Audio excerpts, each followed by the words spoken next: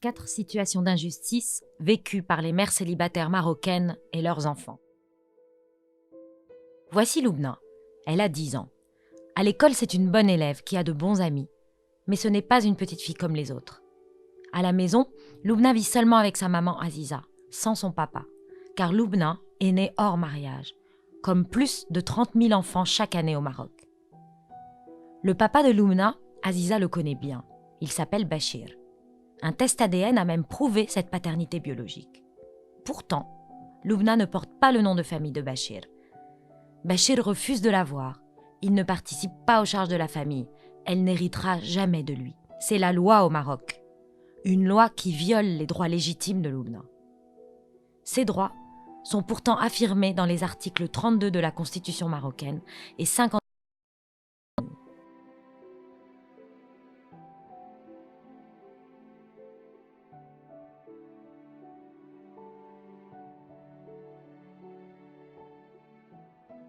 C'est pourquoi 100% Maman réclame la généralisation de la preuve ADN lors de naissance hors mariage et lorsqu'une paternité est démontrée, son application sans aucune restriction.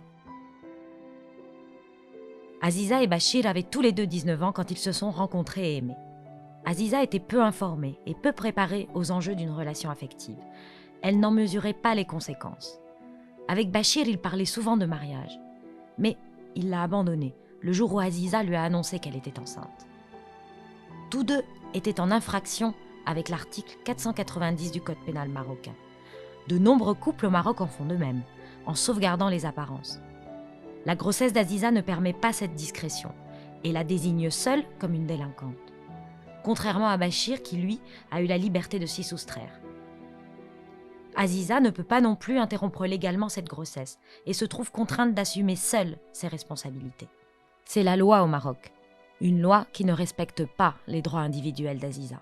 Ces droits sont pourtant affirmés par l'article 19 de la Constitution et l'article 16 de la Convention sur l'élimination de toutes les formes de discrimination à l'égard des femmes, convention ratifiée par le Maroc.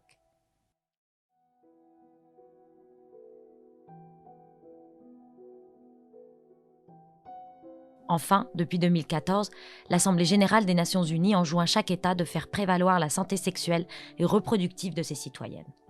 C'est pourquoi 100% Maman demande l'abolition de l'article 490 du Code pénal et la reconnaissance pleine des libertés individuelles des femmes, y compris de celles de disposer de leur corps. La grossesse d'Aziza est difficile. Après Bachir, sa propre famille la rejette aussi, lui reprochant de salir son honneur. Le jour de l'accouchement, Aziza se présente seule à l'hôpital public et subit les brimades et discriminations de la part du personnel. Après la naissance du bébé, un policier la rencontre pour un interrogatoire. Il lui demande si elle souhaite garder ou abandonner son enfant. C'est l'usage au Maroc, un usage qui viole les droits d'Aziza et de Loubna. Ces droits sont pourtant inscrits dans le préambule de la Constitution ainsi que dans ses articles 20, 21 et 22.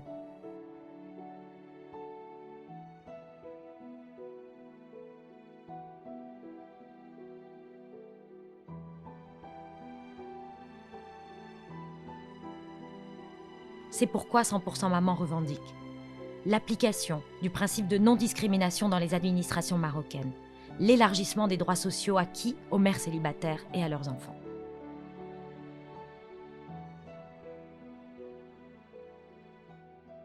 Aujourd'hui, Aziza élève Loubna seule, dans un petit appartement. Elle travaille dans une usine et cotise à la CNSS. Pourtant, elle ne peut y inscrire sa fille.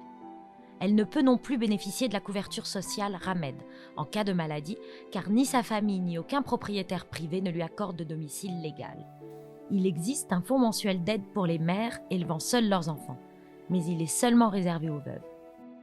Aziza fait donc face à l'ensemble de ses charges sans considération ni reconnaissance légale de son statut de mère, chef de famille monoparentale. C'est la loi au Maroc, une loi qui viole les droits d'Aziza et de Loubna. Ces droits sont pourtant reconnus par l'article 31 de la Constitution.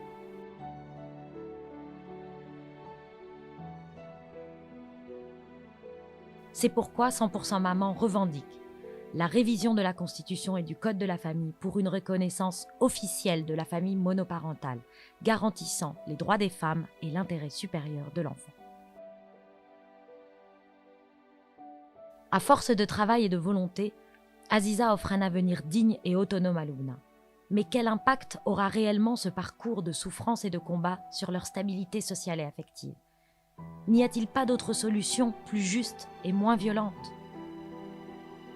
Ne pouvons-nous pas, tous ensemble, réduire ces discriminations et considérer les mères célibataires, chefs de famille monoparentales et leurs enfants, citoyennes et citoyens à part entière? 100% Maman pense que le changement est possible. Nous refusons les discriminations et atteintes aux droits reconnus visant les mères célibataires et leurs enfants. Nous refusons les atteintes aux droits individuels des femmes, y compris en tant que mères célibataires. Nous refusons les atteintes à la pleine citoyenneté des mères célibataires comme chefs de famille monoparentales. Nous refusons le déni de l'intérêt supérieur de l'enfant et la discrimination à l'encontre des enfants des mères célibataires. L'association vous invite à rejoindre son plaidoyer et à contribuer à l'amélioration de la vie de ces femmes et leurs enfants.